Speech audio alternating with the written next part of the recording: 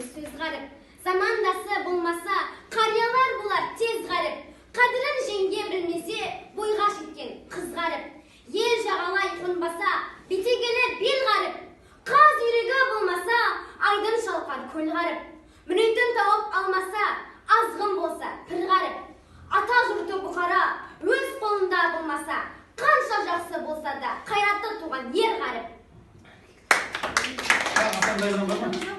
Асан қайғыдан құйрығы жоқ, жалы жоқ. Бірден ретімен сөйлейік. Құйрығы жоқ, жалы жоқ, құлағын қайтып күн көрер. Аяғы жоқ, қолы жоқ, жыланын қайтып күн көрер.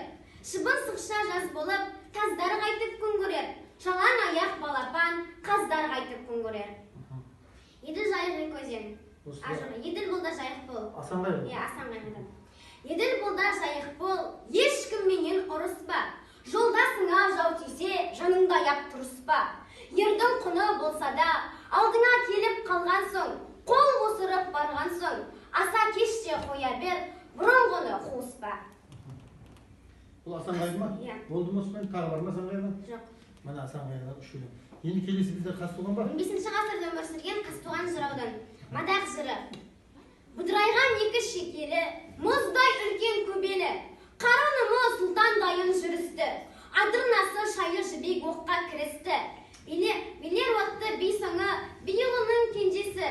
Оршының бұта шайнар азуы, бидайықтың көл